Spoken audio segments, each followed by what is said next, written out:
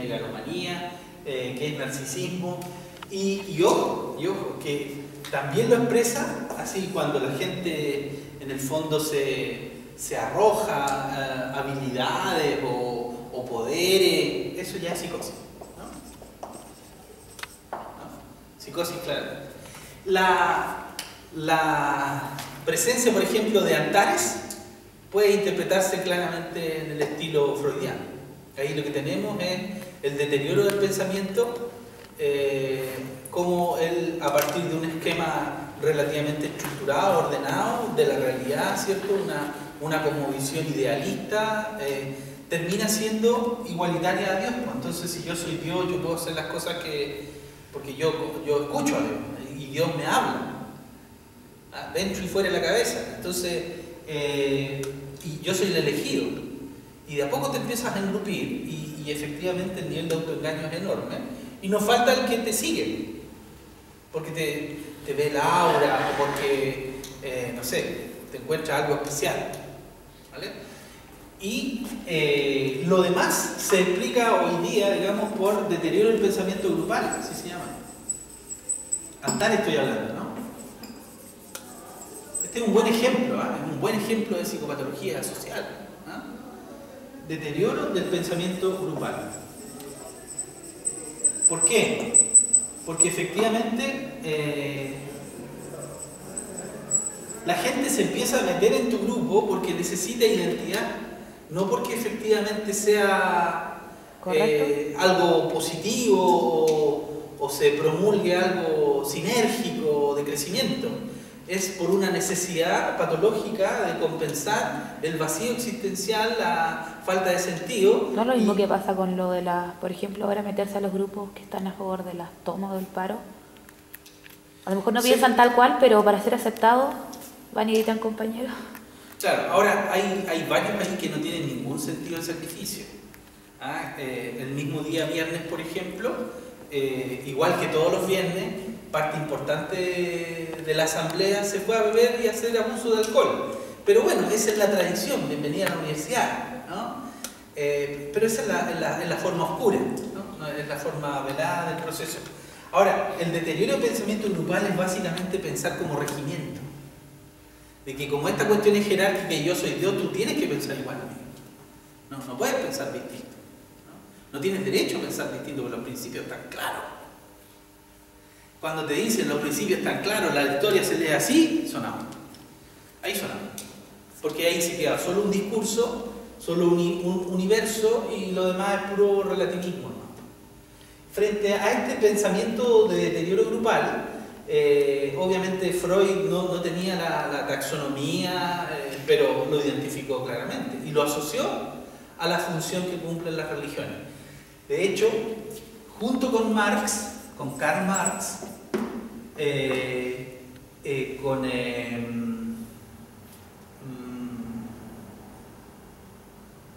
¿cómo se llama el de la teoría de la evolución? Charles Darwin.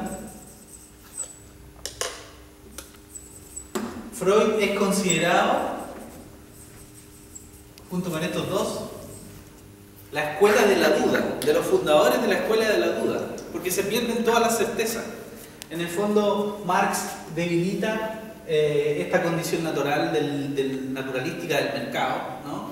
Y en base al materialismo histórico reinterpreta la historia, ¿no? Y reconstruye otra historia que no estaba escrita. Darwin le quita lo divino al hombre. Del mismo modo, entonces, las nuevas organizaciones que habían luchado contra la monarquía en Marx se ven fortalecidas por el discurso darwinista, en términos de que el hombre pierde su origen divino y pasa a ser otra bacteria más. Claro, compleja, evolutiva, superior, pero en definitiva un miembro más del reino animal, y ni siquiera la especie de dominante. Y Freud, ¿qué es lo que rompe Freud? Freud rompe el presupuesto de que somos conscientes, responsables y racionales, y que la voluntad, ¿cierto?, a la manera de... ¿Quién dice eso? Mucha, todos dicen eso. En el iluminismo francés, Voltaire, Rousseau, Montesquieu, todos hablan de la razón, ¿no? El iluminismo francés. ¿Ya?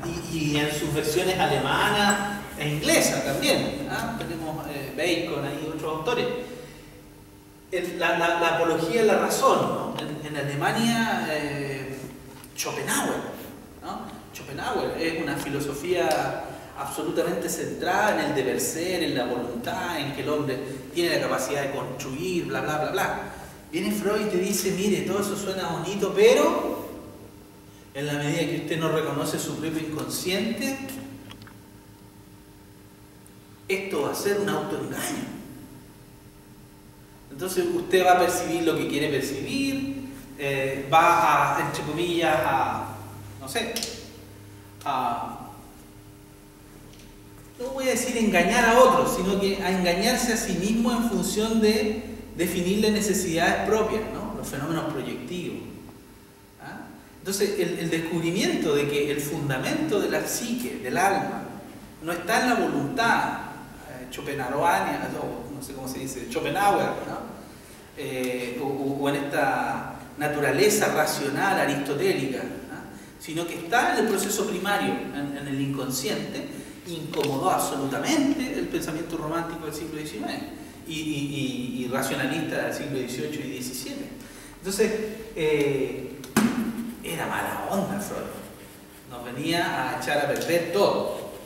Ahora, ¿cuál fue, entre comillas, la gran evidencia que apoyó a Freud? La Primera y la Segunda Guerra Mundial. Cómo gente tan evolucionada llegó a carnicerías tan grandes, ¿no? Cómo gente con tan buenas intenciones, aquí hay un principal megalómano, la versión alemana es Hitler, la versión rusa es Stalin, ¿no? La versión italiana es Mussolini, todo fascista, ¿no? Bueno, Stalin no. Que usan el poder en función de la definición de la verdad, y como esta cuestión es jerárquica y yo soy el que revela la verdad, tú tenés que obedecer, no hay que alinearte la cuestión, ¿no? Y el que no, a Siberia. Bien, este es el contexto freudiano clásico, por decirlo así. Romper la burbuja idealista romántica del siglo XIX con la verdad sobre la naturaleza de la psique, una naturaleza inconsciente, primaria, básica, mezquina, egoísta, natural, pero esencialmente no social, ¿no? No social. Y entonces, si esa era la base de interpretación, Jung no podía aceptar, no quiso aceptar esta naturaleza tan negativa, ¿no? Y entonces lo que va a hacer es proponer en símbolos de transformación de la libido una salida al proceso de transformación y de definición de la naturaleza humana en función de esta libido espiritual. Y lo primero que nos va a proponer es un cambio en el modelo psíquico.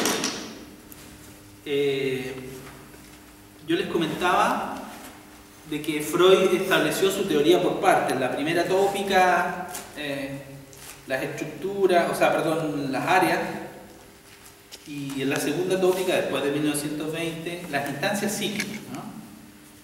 Y Jung trata de definir lo mismo, pero en un solo modelo, que es el que va a madurar a partir de esta obra, que fue la obra que rompió su nexo con Freud. Él dice, la psique es una esfera, ¿cierto?, que tiene un sector circular, lo voy a hacer en rojo, así como una aureola, que tiene un pezón, un poroto, que sobresale,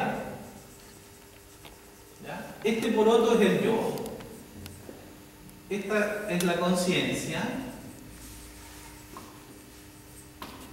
Un poquito para abajo, con una pequeña profundidad, está el preconsciente, así como un sector circular, el preconsciente.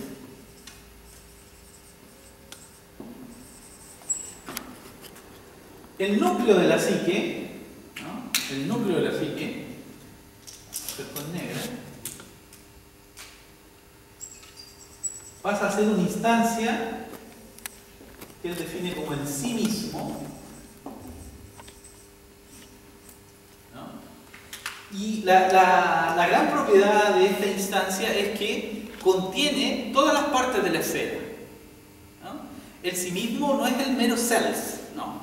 Él lo plantea como una instancia que ha sido descubierta en el juego proyectivo de los rituales, de las alegorías y de los cuentos y leyendas de cada cultura. Si tú analizas, dice Jung, si tú analizas los distintos cuerpos literarios y míticos, mitológicos, simbólicos de las diferentes culturas, te vas a dar cuenta que hay elementos en común, ¿no? Y que esos elementos en común no se explican por migración de las personas ni por influencias culturales directas, sino que básicamente por un proceso proyectivo desde el inconsciente, ¿no? Todo esto se va a llamar para Jung inconsciente colectivo.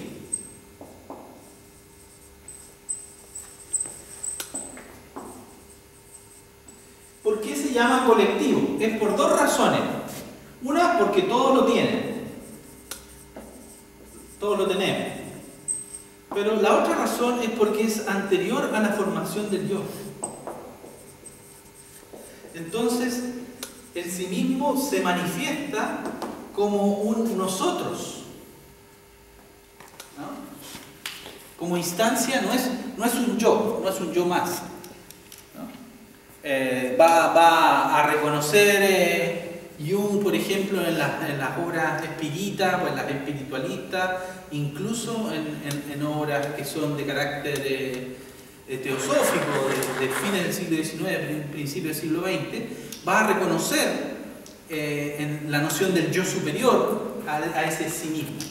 Yo superior, chispa divina, manifestación de Dios en cada uno de nosotros, ¿ya? Hay toda una justificación que Jung va a hacer de cómo es que se constituye ese sí mismo, ¿no? Y lo fundamental aquí es que tiene un carácter biológico, evolutivo, heredado, ¿no? O sea, vienen los genes. No es una cuestión meramente cultural, por conservación de acciones, ¿no? Aquí la hipótesis fue biológica en el fondo, ¿no? Es heredado. Luego, es propio de la especie humana y no de una raza en particular. Una de las aristas que generó Jung en su calidad de alemán, justamente en la preguerra, durante la guerra y en la posguerra, fue esta asimilación que hace al pensamiento ario, ¿no? De que él, desde la teoría del inconsciente colectivo, habría sido parte del fundamento de que muchos, como Goering, por ejemplo, quisieron darle a la raza aria, ¿no? Y a la superioridad aria sobre las otras razas. Y la verdad es que Jung jamás fundamentó eso. Fueron discípulos fascistas jungianos como Enrique Butelmann, un psicoanalista jungiano argentino, que efectivamente hizo un prólogo pro-nazi a una obra que se llama El yo y el inconsciente. Tengo la edición original y no estoy dispuesto a pasarla. Pero en esa introducción, en el prefacio, que es como de 60 páginas, Enrique Butelmann hace una apología del nazismo y de cómo la obra de Jung se ajusta al pensamiento ario, y encontramos ahí el fundamento de una serie de elementos psicóticos, narcisísticos, megalomaníacos, que claramente no corresponden a una visión. ¿Cuál es la diferencia? Y aquí sí entramos en un terreno de validaciones, porque a mí me gustaría que ustedes vieran la película, anótenlo ahí, A Dangerous Method. A Dangerous Method. A Dangerous Method. ¿Danger? Claro. Ah, lo digo. Un método peligroso. Es de Nolan, ¿no? Sí. No me acuerdo de qué director es, pero sé que toma caldo que ese es Cronenberg, no recuerdo. Vamos a tener, ojalá tengamos la oportunidad de ver esa película, pero ahora que estamos en receso, sería una muy buena oportunidad para que vieran la película y la comentamos por foro, ¿vale? yo seguramente voy a poner esa tarea como bonus track, ¿ya? Así que para que hagan desde ya la tarea de conseguirla, bajarla. Yo la bajé de YouTube, creo, con los sistemas estos de... Sí, carga. No me acuerdo cómo se llama el sistema para bajar películas. Está disponible. Que está en versión... La tengo en el Mac, así que se podrá traspasar eso, ¿no? Sí. ¿Cuánto pesa? Claro, pesa como 1 giga la película. La próxima clase me lo puede pasar. Sí, claro. Entonces, por ejemplo, ¿por qué hago referencia a eso? Porque no son pocos los detractores junguianos. Y los detractores junguianos critican su lado pro-nazi o su indiferencia antijudía, ¿ya? Interpretan su separación del movimiento psicoanalítico como una separación del movimiento sionista, porque claro, es cierto que, como se muestra en la película, prácticamente todos los psicoanalistas eran judíos, ¿ah? Pero era porque los judíos eran parte importante de la intelectualidad, y todavía lo son, europea y mundial, ¿ah?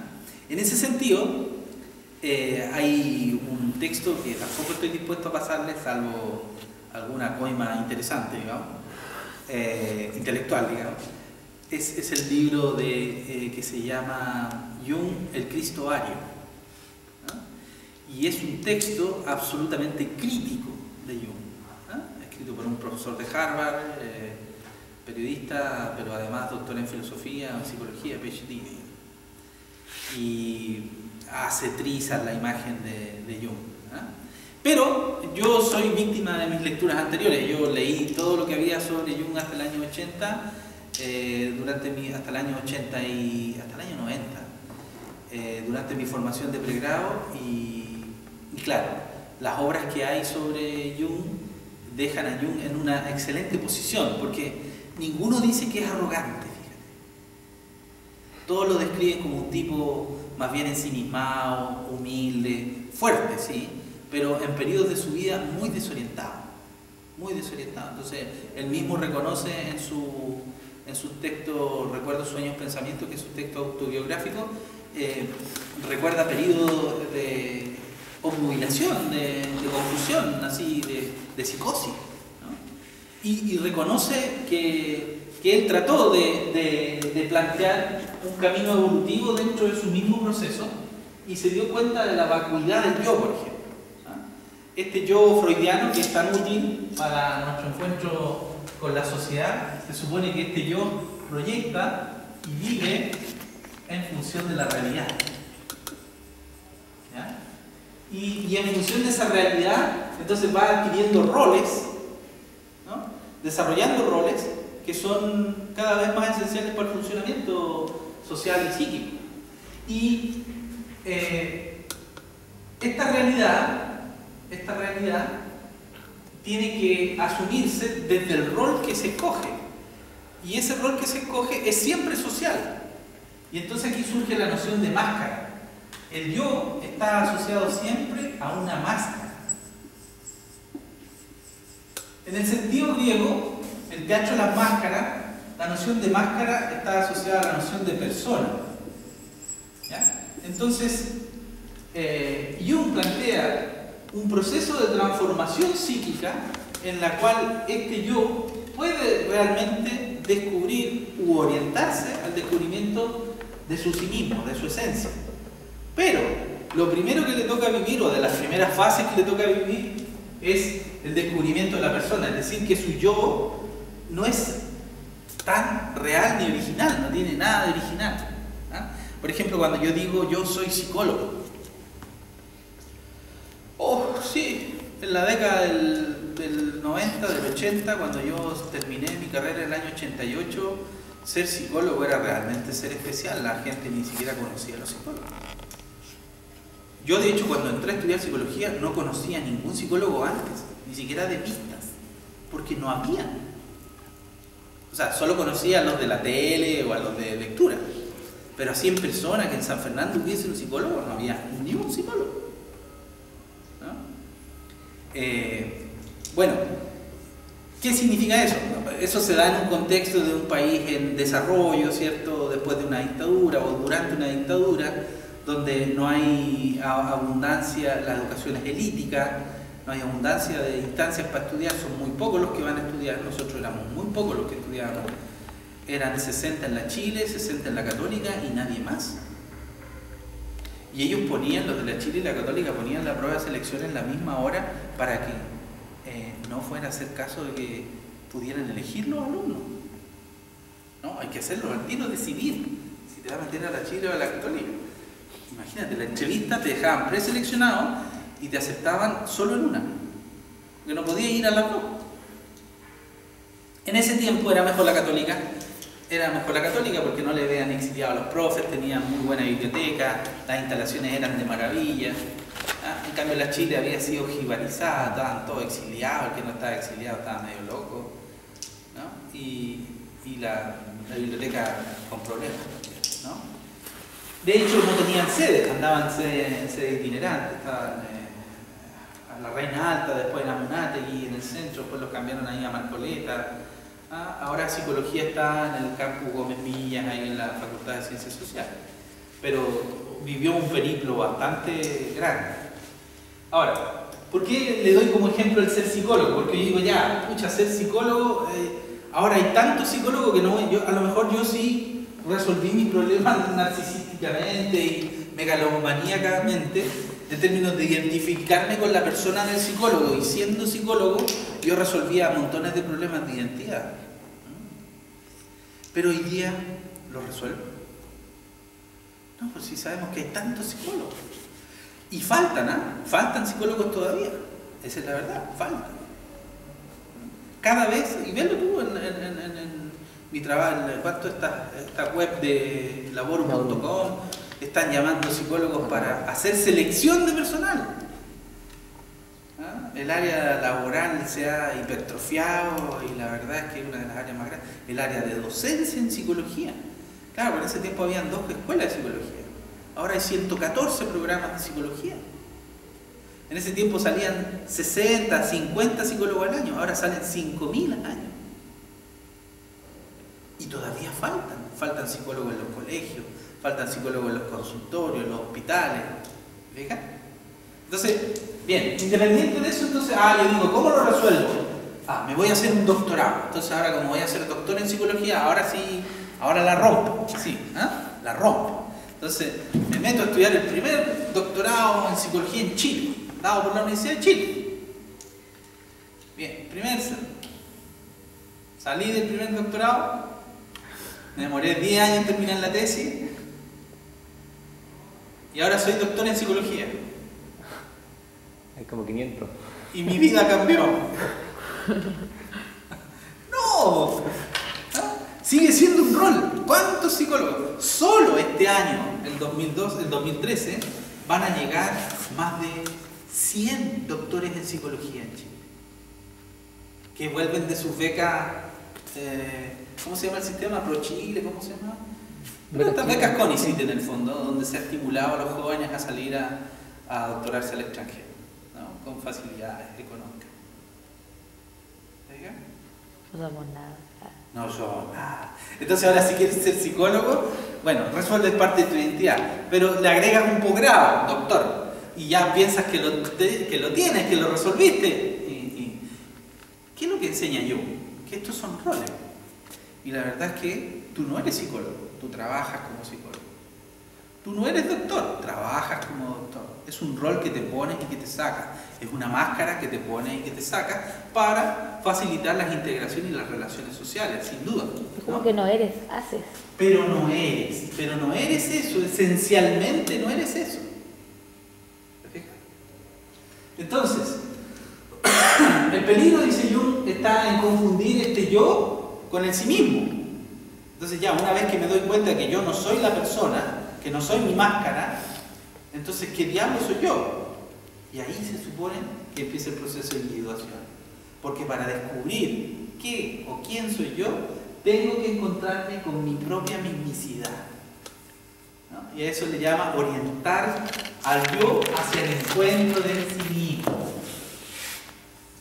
Ahora, esto es como que te dijera, según Ira Provost, Yolande Jacobi, Marie-Lie von Franz, son parte de mis lecturas, ellos plantean que en este proceso en que el yo se orienta y descubre a sí mismo, pareciera como que fuera tan bonito, ¿no? Y la verdad es que es terrible ese camino. Porque lo que vas a descubrir es que la mayoría de las cosas son ilusión. No solo la máscara es ilusión, el yo también es ilusión. Y entonces te vas a empezar a dar cuenta, si eres capaz de aceptarlo, todos tus errores, tus zonas erróneas, ¿no? Que no son triviales. Ay, soy mezquino. O una vez fui muy agresivo con algo. No, aquí estamos hablando de cuestiones que no te dejan dormir, por las cuales te deja tu señora, o te dejan tus amigos, cuestiones que le incomodan a la gente que te quiere, ¿no? Las críticas estas son duras. Entonces, cada vez que el yo se orienta hacia sí mismo, la metáfora es que va a haber cirugía. Es una cirugía mayor, pero la metáfora es completa. Dice, es como que te dijeran que va a haber cirugía mayor, pero sin anestesia, ¿no? Sin anestesia. Es decir, esto va a doler. ¿Dónde se quedó? Pregúnteme a mí nomás. No, en la palabra individuación, no la he alcanzado a notar. Ah, ya. Pero sí. Ya. Y eso es interesante, porque se llama proceso, de individuación. También es por dos razones. Primero, porque esto nos convierte en individuos únicos e irrepetibles. ¿Bien? Pero también nos vuelve indivisibles, esenciales, ¿no? Esa es la metáfora, esa es la alegoría, esa es la noble aspiración junguiana, ¿no? Si tú lo quieres entender. El proceso de individuación es un proceso de construcción o de deconstrucción de la propia identidad a la manera de Derrida, ¿no? Jacques Derrida es un sociólogo, no tiene nada que ver con Jung, pero perfectamente usted puede hacer la relación ahí. No es un proceso constructivo, es un proceso doloroso de descubrimiento de mi propia naturaleza. Y como mi propia naturaleza es egoísta, centrada en los placeres, en la concupiscencia, en la autorreferencia, entonces lo que te encuentras primero no es el campo y el Olimpo, así, mi Dios es interno. No. Los titanes. Claro. Te encuentras con las aristas personales, ¿no? Estas cosas que hacen que tú no te puedas acoplar tan fácilmente a los demás. Y por tanto, a esa parte, ese inconsciente que se va formando a propósito, no lo voy a poner con letra puntal, lo voy a poner como un cono así, ¿no? Como si fuera un cono. Este cono, Jung le llama inconsciente personal.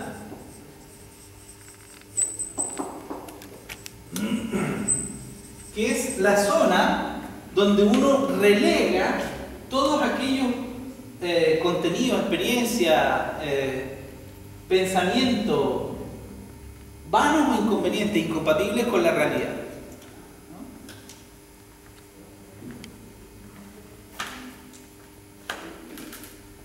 ¿No? Bajo la presuposición de que el inconsciente contiene todo, ¿cierto? No sería raro encontrar, por ejemplo, tendencias pedófilas, asesinas, sadomasoquistas, en nuestro propio inconsciente. Ahora, que no la actualicemos, bien, bendito sea, hay que mantenerlo ahí. Pero si no asumes que tienes esas formas de ser en el inconsciente, el problema es que, según Jung, se actualiza, ¿no? Entonces, la única forma de vivir armónicamente el proceso de individuación es con la aceptación que hay que hacer del propio inconsciente personal. Ese inconsciente personal se va a personificar en los sueños como una sombra, la noción de sombra. ¿Por qué? Porque es la sombra del ego, es todo lo que tu ego no resiste y lo manda ahí al saco de la basura, ¿no? Esa es como la idea. Tú haces un esfuerzo por mantener un yo integrado, por mostrar una imagen prosocial, afectivamente, coherente, racional, etcétera, etcétera, pero inconscientemente está todo tu material postergado, reprimido y de alguna manera acumulado ahí en el inconsciente personal. Ahora, ¿qué cosas hay en el inconsciente colectivo? En el inconsciente colectivo, dice Jung, hay una serie de contenidos y procesos que están ahí, que son elementos estructurales. Y entonces, si lo vemos de esta manera, en el modelo psíquico junguiano, el yo puede tener la opción a orientarse hacia sí mismo, pero no se va a orientar hacia sí mismo sin pasar antes por la integración de la sombra. Hay que integrar la sombra, hay que asumir. En el Tao Te Ching dice, si usted quiere ser recto, permítase ser desviado. Permítase ser, no es sea. ¿No? Si usted quiere ser pacífico, permítase ser violento. ¿No? Si usted quiere ser veraz, permítase ser mentiroso. El permitirse ser, insisto, no es serlo, sino que es el saber que eventualmente hay una opción consciente que yo tengo que valorar, pero que en mi sustrato natural también se encuentra la otra forma de ser. ¿No? Y que yo estoy haciendo un proceso constructivo y que estoy eligiendo, en el fondo, conscientemente, cuál es mi manera de actuar o de actualizar. ¿Bien? Es desagradable la sombra, ¿no? Se supone que este proceso en que el yo se acerca, se orienta hacia sí mismo, va a encontrar entre sus fases principales el encuentro con la sombra. Después de eso, dice Jung, hay una serie de arquetipos. Los arquetipos son, yo los dibujo como si fueran... ¿Complejos? No, tipos.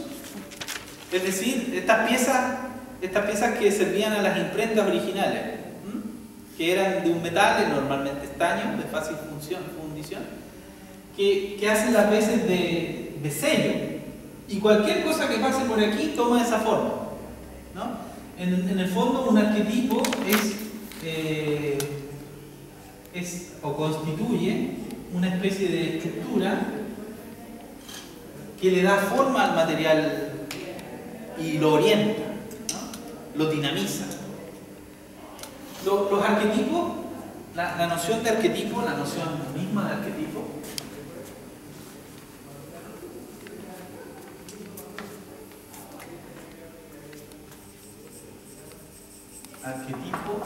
viene de arge, que significa antiguo, y tipo, que significa forma. Forma antigua. ¿Ah? Forma antigua. Eso es un arquetipo. Se supone que los arquetipos están hechos o se constituyen en relación a la experiencia de la especie. Y que la especie contiene estas especies de cápsulas de síntesis simbólicas, alegóricas, en función de estos procesos vitales esenciales, ¿ya? Para la vida y la cultura. ¿Cuáles son estos procesos esenciales vitales para la vida y la cultura? El nacimiento. Entonces tenemos rituales de nacimiento prácticamente en todas las culturas. El paso de niño a adulto, ¿no? Rituales de paso, de cambio. Rituales de matrimonio, el matrimonio, en ritual, en símbolo, en alegoría. La defunción, ¿no? El paso de la pérdida del alma, del cuerpo, en la cosmovisión que sea, siempre hay rituales que marcan la muerte. No es que alguien se muere y se murió, no. Entonces, si ustedes se dan cuenta, los arquetipos estarían asociados a estos procesos de cambio, ¿no? Nacimiento, desarrollo, integración con otro, el matrimonio, por ejemplo, y la muerte. Y Jung va a descubrir que efectivamente hay una comunalidad intercultural y que las culturas y que las diversas culturas, incluso las más primitivas, muestran coincidencia con las antiguas, ¿no?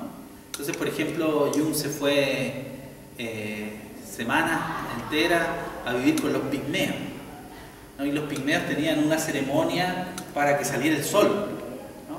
Y esa ceremonia era muy parecida a los ejercicios brahmánicos indios, que eran a su vez muy parecidos en simbología a la ceremonia de los indios pueblos en México. Y seguro nunca se había juntado un indio pueblo, digamos, con un hindú o con un africano pigmeo, digamos. ¿Y cómo era posible esta coincidencia? En función del inconsciente colectivo, ¿no? Común de la especie. Entonces, ahí estaba esta forma antigua, este arquetipo, como fundamento del proceso. Entonces, Jung dice, el proceso de individuación va a estar marcado por arquetipos. Y uno de estos arquetipos esenciales es el arquetipo del ánima y el ánimos.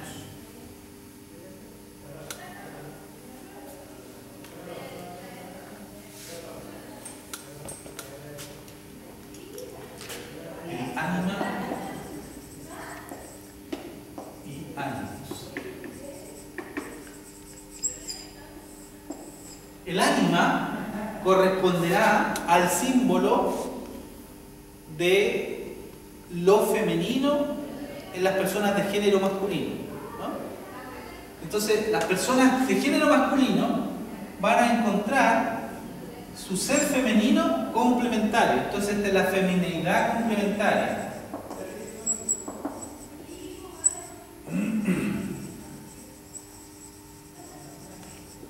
Y decía Jung, esto es muy fácil. ¿Por qué? Muy fácil de entender. ¿Por qué? Porque nadie nace de un hombre o de una mujer. Todos nacemos de un hombre y de una mujer. Luego hay una expresión fenotípica, genética, pero una parte interna complementaria, latente, ¿no? Entonces, incluso biológicamente, nosotros guardamos la información de lo femenino biológico en términos genéticos. Ahora, esto en el supuesto de que el origen sea biológico, ¿no? Pero la biología aquí es metáfora del proceso cultural, y más tarde Jung va a hablar de que estos son principios de conciliación cultural. Todo esto se concilia en el inconsciente cultural y no solo personal, ¿no? Este inconsciente colectivo es compartido por los miembros de una misma cultura, ¿no? Y aquí viene lo interesante, por los miembros de distintas culturas también, ¿no? La feminidad complementaria en el hombre va a aparecer como ánima, y eso significa que van a aparecer mujeres en nuestros sueños, y que esas mujeres, que sean mujeres relevantes, van a ser en una especie como de degradé, de más sofisticado o más espiritual a menos espiritual, ¿ah? Lo más espiritual aquí sería la diosa, la virgen, ¿ya? Más abajo está la sacerdotisa. ¿Es con ese sacerdotisa? No lo sé, ¿ya? La sacerdotisa, la maestra, la curadora, digamos, la que sana, la médica, la médica, ¿ya? La enfermera.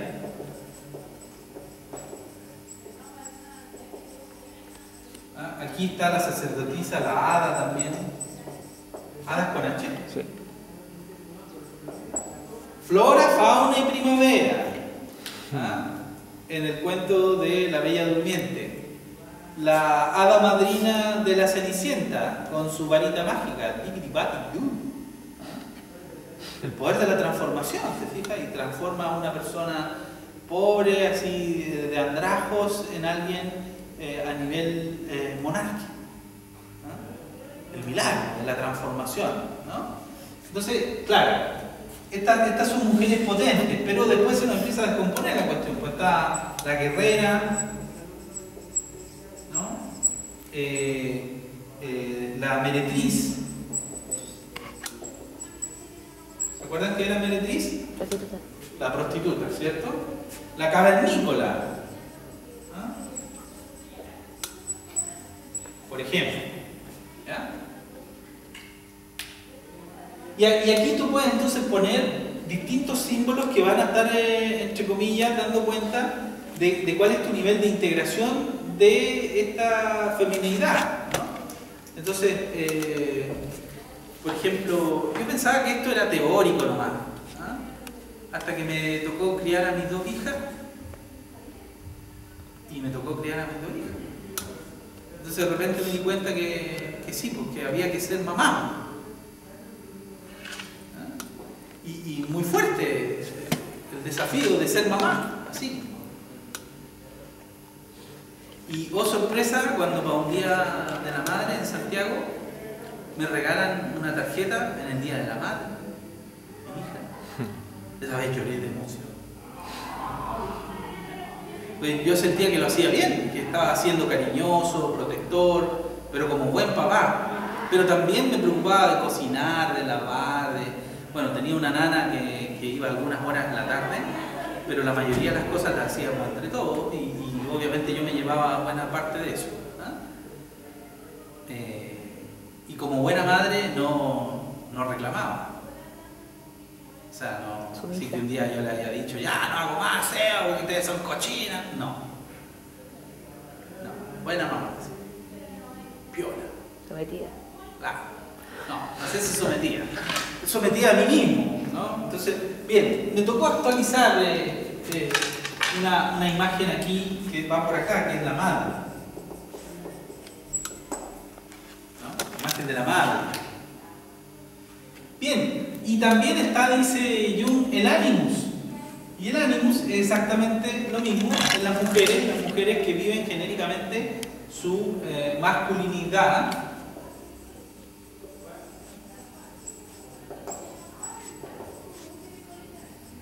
Complementaria, ¿no? Y entonces aquí es Dios, ustedes saben, Dios es hombre.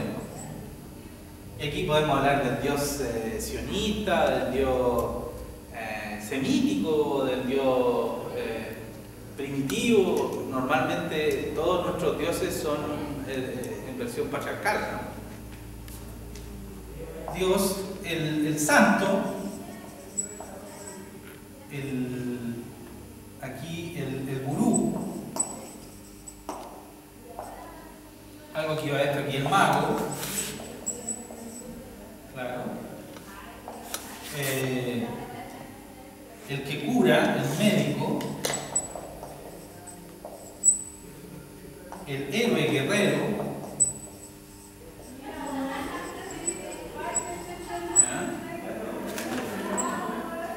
el gigolo y el cavernícola. ¿Fueron a ver Droops? ¿Los Droops? ¿Cuánto se llama esa película de monos animados? ¿Los Droops? Droops. Es una familia de cavernícolas. Crocs, con cadáveres, sí. Claro, lo están dando en el cine. ¿Ah? Aprovechen ahora que hay. Esa estructura familiar es la estructura familiar del fóbico, ¿no? Del papá fóbico. Ese papá soy yo. Sí, pero absolutamente representado. No al cambio, sí a la conservación y la idea es que estemos y para qué vaya a salir y porque hay mucho riesgo y te puede pasar algo terrible. Bueno, los hombres también podemos mostrar esta versión dentro de las mujeres y las mujeres se van entonces a completar psicológicamente en la medida que vayan integrando cada vez más en algún nivel espiritual o ético a la imagen masculina. ¿Fija? ¿Ya? Ese es el ánima y el ánimos. Después está lo que él llamaba el encuentro con los complejos. Yo en la clase pasada les expliqué los complejos así como puntos neurálgicos, como arañas, que tienen algunas proyecciones en la conciencia. Los complejos, según Jung, son personalidades aparte, estructuras enquistadas dentro del aparato psíquico que tienen carácter arquetípico. De ahí su importancia y también el riesgo que corremos con los arquetipos. De repente se pueden ustedes dejar llevar por un complejo, ¿no? Y efectivamente, basta que le toquen un tema en la conciencia para que se arme todo, se active el complejo y sea el complejo el que tome el lugar de la estructura yoica. Y entonces, claro, ahí tú dices que no era yo cuando le pegué. Es que realmente no me controlé, no me di cuenta, se me subió el indio. ¿Ah? Normalmente todas nuestras acciones descontroladas se pueden explicar en función de la teoría de los complejos. ¿Ya? Ahora, hay un abuso también históricamente en los poyuquianos, en términos de que después se fueran generando complejos para todos. Y la verdad es que no hay tantos más complejos, aparte del edípico, el eléctrico, el complejo de poder. ¿Ah? Hay ahí cuestiones que van a estar dadas, por ejemplo, la personalidad maná, que es un tipo de personalidad inflada, santona, ¿no? Que era una de las cosas, de los peligros que identificaba Jung dentro del proceso de individuación. ¿Cuál era el peligro? De que el sujeto se creyera a sí mismo, ¿no? Entonces, cuando el sujeto se cree a sí mismo, pueden pasar dos cosas. Una, le da esquizofrenia de frentón, psicosis, o desarrolla esta personalidad maná, inflado psicológicamente, ¿no? Y que bueno, yo soy la verdad, el camino, ¿no? El que venga a mí se transformará. Antares lo hacía a la vieja usanza: acuéstate conmigo y verás la luz. La luz Urrutia, que es otra niña que va a estar debajo tuyo. Claro, entonces yo quiero ser gurú, siempre estaba entre mi fantasía ahí, psicótica y psicopática. Pero imagínate un harem, y un harem psicológico, no es un harem comprado, porque bueno, existe la noción de compra también, ¿no? Uno tiene las mujeres que puede financiar, dice un proverbio árabe.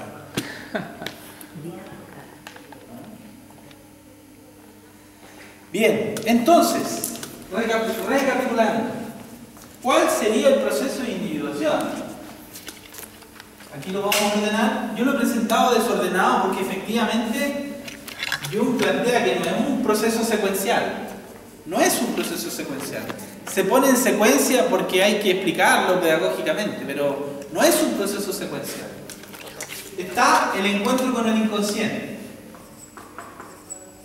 Estas son las fases del proceso de individuación.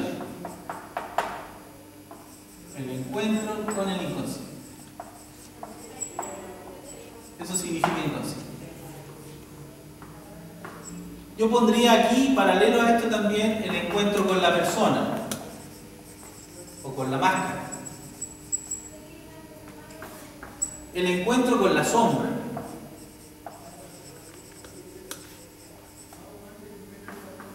El encuentro con el ánima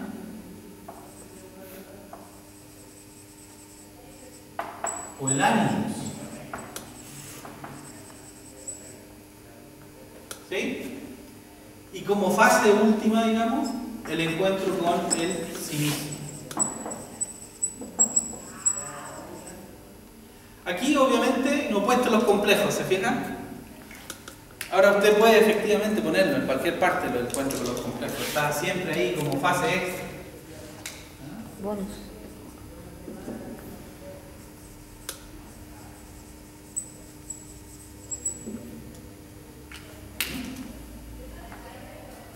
¿Y dónde se muestra este proceso de individuación? En la vida onírica, el sueño, ¿no? Entonces, por ejemplo, en el encuentro con el inconsciente, se caracteriza por sueños con fuerzas naturales incontrolables, fenómenos naturales incontrolables, terremotos, tsunamis,